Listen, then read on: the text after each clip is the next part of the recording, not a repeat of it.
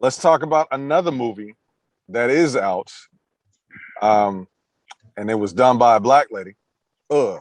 Woo! Yeah. Deadline.com reports with, and this number is higher than that now, but 20.4 million opening of the Universal MGM Monkey Paws Candyman, directed by Nia DaCosta. She becomes the first black female director to debut a movie in the #1 weekend spot at the domestic box office. Come.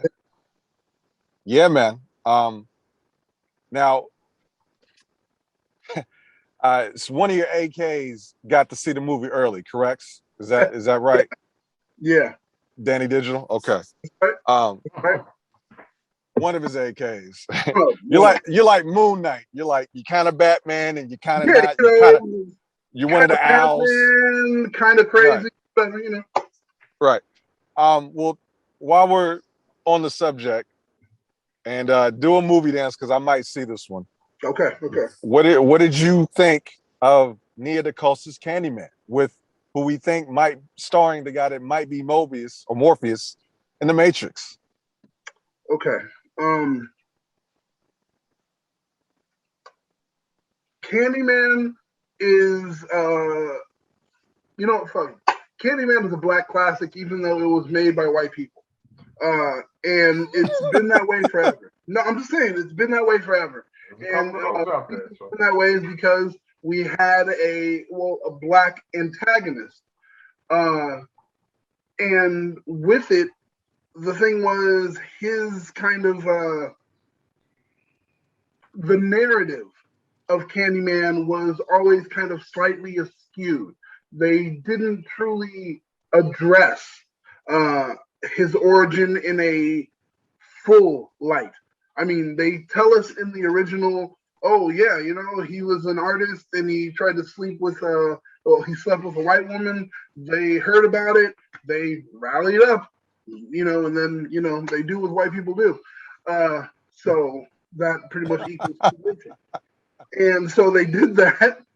And I'm sorry, sensitive white people. I'm saying the truth. If you guys don't like it, don't deal with it. Brotherhood language, approaching conversation kinetically. We're not teaching critical race theory in our schools. Well, the great thing about this film is that I will literally say it is critical race theory manifested in film. That is what I will tell you. There is a message, there is a narrative. Monkey Paw always has a message and a narrative. And that is something that I think a lot of people are going to kind of blend. And they're like, oh, it's just like Get Out. It's just like Us. But it's not. Different writers, different directors. The only thing that's similar is producers and the company that's distributing it, as far as Monkey Paw. That's the only thing that's similar to those other films.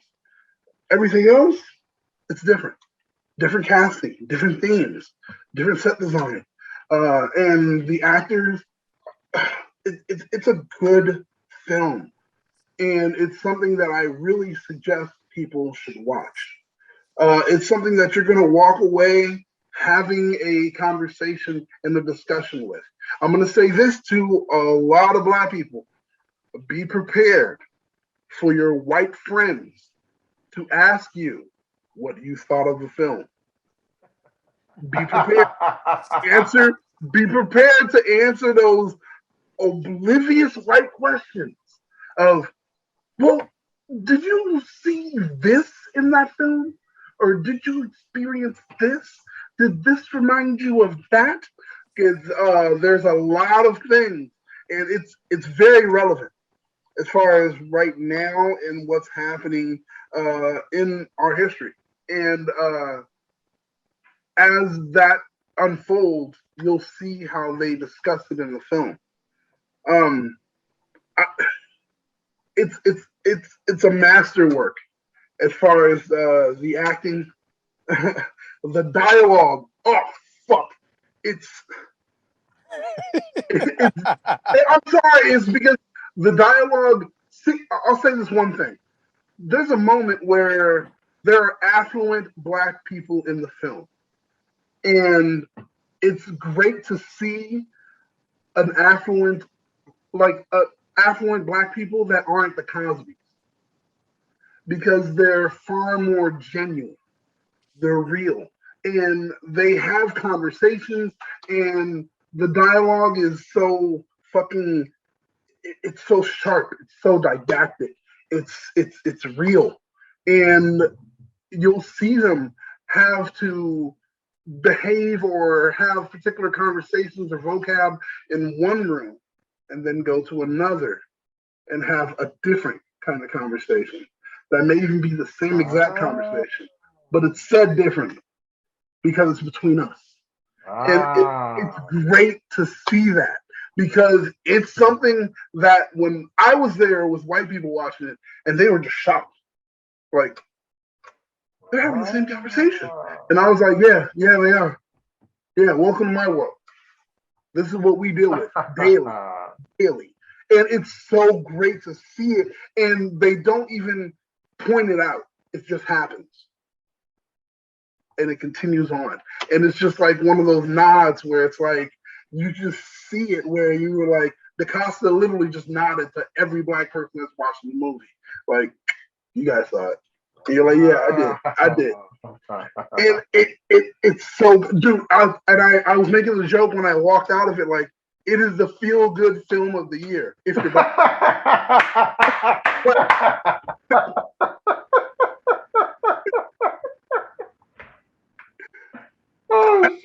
if you're black, it's the feel-good film of the year. If you're white, you're gonna go home and oh my god, I have to look. This is real. These things happen. Like, that's how it's gonna be for if you're white. But if you're black, you're like, oh yeah. Like, it's one of those. And I'm high-fiving other black people you've never met in your life. It's one of those. So it's man, I really enjoyed it. I really enjoyed it. Seeing the film through a lens of the Black American experience.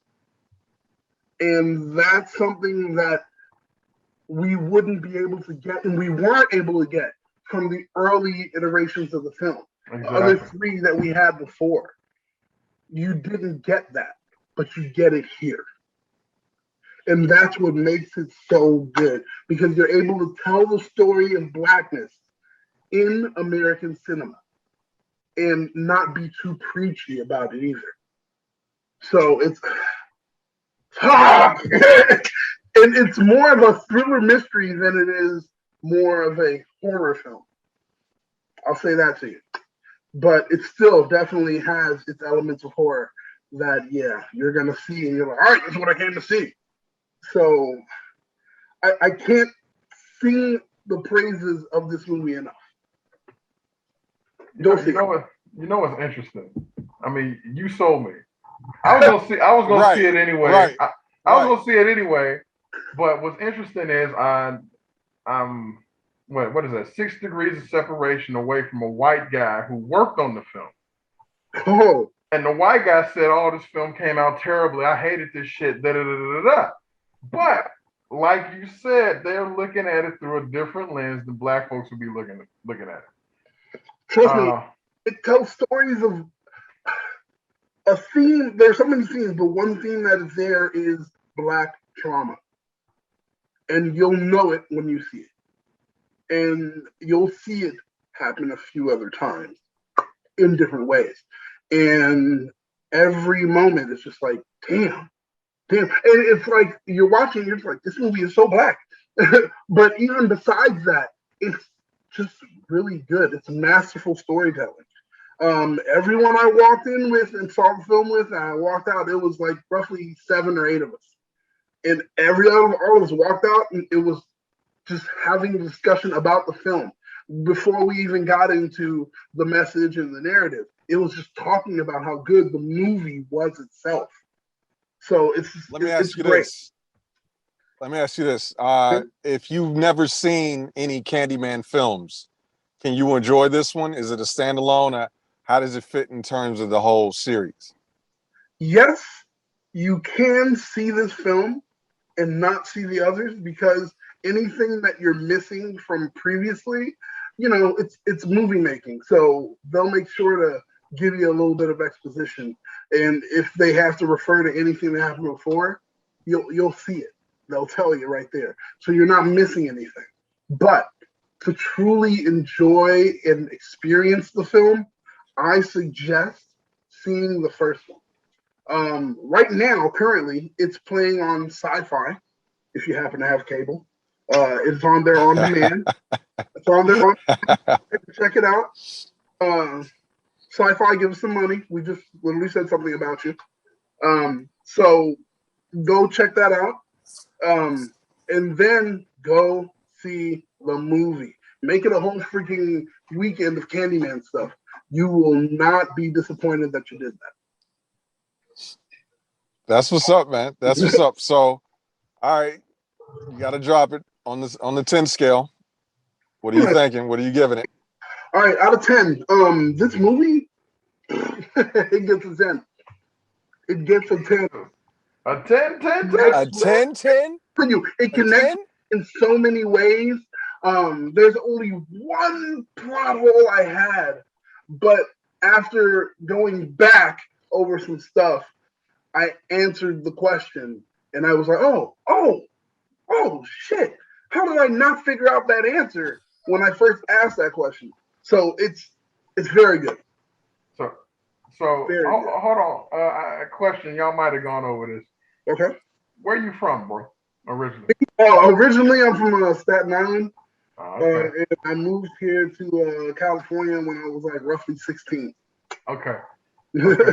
So, Candyman, the setting is Chicago. It's a specific place, Cabrini Green. So people from where I'm from, first of all, if you don't know, Cabrini Green, that particular area was called the Killing Fields at a particular time because people was getting popped left and right. So Candyman is like hood mythology in a sense. We love that shit. Candyman is our guy. That's it. And you ask anybody from the shop, I don't think any of us looked at that like that was a horror film. We didn't really look at the original one like it was a horror film because he was tormenting this white chick. He was like, What did you look at it as? I looked at it as a dude who had gotten fucked over for some bullshit like we do. Mm-hmm. That was like, all right, I'm just gonna take this anger out on everybody. Whoever gets in my way. Problem is, he was going after some black folks too. But ultimately, Candyman, how do I put this? I loved it, and I was scared to death of that shit when it first came out. Because it happened in Cabrini Green. I would legit be going through, as an adult, I would go through Cabrini Green and be like, man, I know dudes to this day when I say homie's name 5 times in the bathroom. I won't even say it. I think I said Candyman about 4 times already. I'm not going to say it a fifth. My man with the hook. So I've been looking forward to it. When I heard they were coming out with this, and it's not a direct sequel, I thought it was kind of a sequel. Okay, I'm going to say something. Everybody else has already said it. It is a sequel. Right. I thought so. I thought I read that somewhere where the boy who was in it is the... Right? Yeah. Right. So, I'm looking forward to it, Joe. I'm looking forward to it. And if you saying that, I live for that kind of stuff. I mean, that's heavy, bro. That's bro. Not I live for that kind of stuff. 10 out of 10. 10 I out live of 10? for that kind of stuff. Here's a quick history lesson, white folks. Ever since we've had to deal with you all, and I'm talking about slave times, we've figured out ways to talk about your ass with you in the room, and you don't even know. Oh, come on. You know what I'm saying? You know what I'm saying? I could give you a history lesson. This is my shit now, okay? I could give them a history lesson if we want to do that. Mm-hmm. The reason why I love Insecure on HBO, Insecure on HBO, the reason why I love that is because they do that shit perfectly. Perfectly. So if you're telling me they put that in Candyman, bro, I'm there. I'm there for... Is it on Prime, or do we got to go to the show? No. Unfortunately, you got to grab your proof of vaccination, get your mask, head into the theater. Word. I got all of those things. Yeah. Trust me, it's good. It's good. And like you said, like, yo, I've already said the name so many times. That's why I kept saying this film, this film, this film after a while. So I'm like, I'm looking at a reflective surface, which is my laptop. So I don't want to, So I feel like if he came back, depending on who he was going after, I'd be like, bro, hey, look, hold on, let's We gave your movie a 10 out of 10. Right. Mar-a-Lago is that way. Like, you know what I'm saying? I need to talk to you after you have seen this movie. Ted Cruz lives, I could get Candyman some work. Right? Man. Let's get him some work. I mean, there's a Kentucky, there's a dude down there named Mitch that needs to be taken care of, Candyman. Oh, man. So last note on Candyman marks the second highest grossing 3-day domestic weekend box office opening for a Black female director. Mm-hmm. That record owned by Ava DuVernay Yep. and her Disney movie A Wrinkle in Time, which debuted in the number 2 spot over the weekend, March 9th through the 11th, 2018, at 33.1 million, behind the 4th weekend of Black Panther, which slotted at number 1 again, 40.8 million. So black on black. Oh, we are kicking ass. Black and chewing Panther bubble ain't really black though. Black Panther is like the cool white cousin that you let come to the cookout. Marvel still owns Black Panther. We've said this. I don't really count Black Panther as a black movie like that. I don't. I liked it. I own it. A black director. There was a black director. Cast was black. Unfortunately, the writer was not. But the writer wasn't black? No, the screenplay writer wasn't it? But not the actual writer of the script. I thought that was the whole thing. Like people talked about, the screenplay was, but not the actual script. I didn't know that. That's new to me. Wow. So it's kind of like we have talked about it. Yeah, I can understand why you're saying like, it's not, hey, it's not really black. It's a white cousin. Maybe it's like a Drake. Yeah, that's right. No. That is not. Black Panther is not Drake. It is not light skin. It is not Canadian. That's not gonna work. We got to find somebody else. Like, how about Busy Bone? He light skinned, but that's a nigga. Yeah, ain't nobody questioning it neither. Mm-hmm. I can't stand any of you guys right now. He did a song with Pac, Thug Love. I think, that's what we going with. Busy Bone. Okay. Busy Bone. Unless you can find another beige dude that's harder than me, I only know one, and it's Busy Bone. I agree. Both of y'all free on me? Okay, there we go. No, it can't be a light-skinned dude. It's a movie based in Africa, a fictional version of Africa. That's why it's great. You know there's light-skinned black people in Africa too, right? I didn't see any of them in Wakanda. I didn't see not one of them in the place, my man. So just find me a real non-light-skinned black man that we can compare this to. All right, can we say Sean Paul? With Sean Paul. Give me the light. Give me the light. You know what? Okay, we don't have enough show to figure this out. Let's just say congratulations to all the directors because they're black. Ryan Coogler, Ava DuVernay, Nia DaCosta. Congratulations to all y'all. We support it. We appreciate y'all. Y'all as black as a motherfucking fuck. That's real. Next topic. God damn it.